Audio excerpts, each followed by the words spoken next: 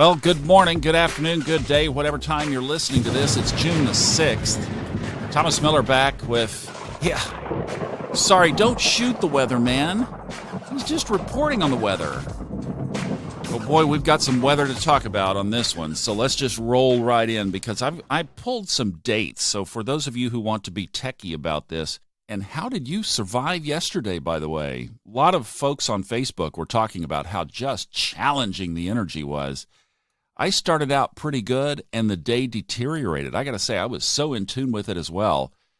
And as I got to looking at this deeper, as the comments kept rolling in over the day, I thought, uh-oh, Houston, we have a problem. So let's unpack this because the focus of the energy of the chart has now shifted to Cancer. I got to say, this is going to be an interesting couple of weeks.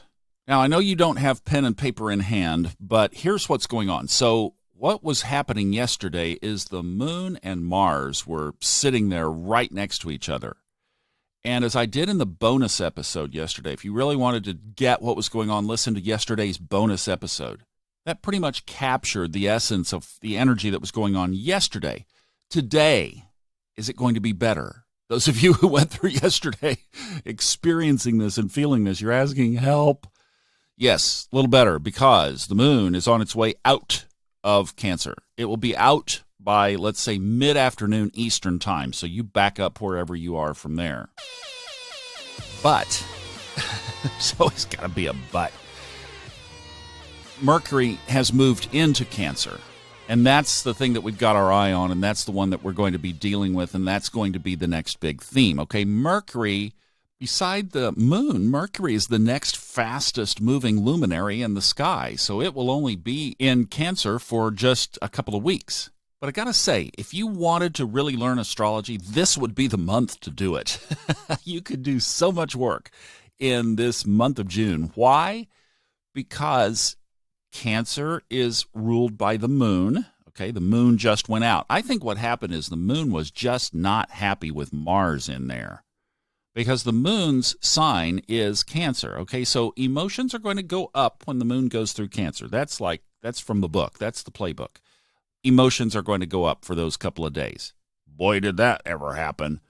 We're on the downside of that now, so just that you'll get the foot will be off your neck here pretty soon on that.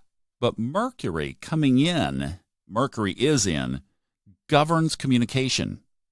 So put all this together. The moon, fickle, changes all the time, right? Changing signs every 2.5 days. Emotions, moon is emotional. Mercury, communication. Got that mix? So that's what it's going to look like as far as, like, you're going to be thinking, God, I talked to somebody 1 minute, and then the next minute they're just like all over the place weird. The opportunity is to follow the moon and be really in tune with where the moon is and what the characteristics of that sign are, because that is going to affect your communication.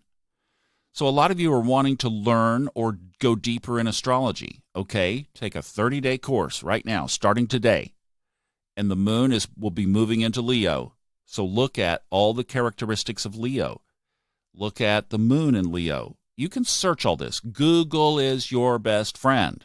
If you want a website, and also they have a Facebook group too, Astro Codex, C-O-D-E-X, Astro Codex. I like what they do. They write some deep stuff, but there are a lot of sites. So you can dig in and just find what resonates with you. There will be an author that you connect with best. So you're going to have to keep forefront of mind for the next 3 weeks that your communication is going to be governed by higher forces, other forces, changing forces, emotional forces. Ugh, I know, it's draining, isn't it? But there's more. Okay, if you want to know the dates that this is going to be the strongest, it'll be the middle of the month, 15th through the 17th. Then, on the 21st, a few days later, the sun moves into the neighborhood. So you will have the sun, the midheaven, the north node, Mars, and Mercury all sitting in Cancer. That is some stacked energy, folks. It's like, you bet. So you want to learn astrology? Start studying the sign of Cancer as well, because it is going to govern your life for the next several weeks, about a month and a half. So if you want to peek into the rest of the story, then what happens next, and this is all around the U.S. Independence holiday, we're going to have a full solar eclipse on July 2nd. Okay, this will not be visible in the United States. It's only visible. The best place to see it is from a boat in the southern Pacific, off the coast of South America. Most of us will not be doing that, but that will be on July 2nd. But if you remember back from the last full eclipse, and this was the last one in 2017, that was mostly visible in a belt across kind of the northern central United States. I was lucky enough to be in that belt. Oh my gosh, was it incredible. That full solar eclipse energy is a great time to be introspective and, again, to have that journal right there with you and be capturing those emotions. It will be an emotional time. And on the very next day, Venus moves into, guess where? Cancer. How did you guess? Now, Mars and Mercury will have just stepped out of Cancer and will be in Leo. Mars will be much happier over in Leo. Mercury will be too. So they step out, Venus steps in. What does that mean? Yes, all of your relationships, especially your passionate love relationships, are going to be changing every 2 days. And they're going to be governed by the moon, and they're going to be emotional for a month and a half. So there's July and into August. Maybe that boat on the Pacific is not such a bad idea. And there's more, because on July 7th, Mercury goes retrograde, and it goes back into Cancer.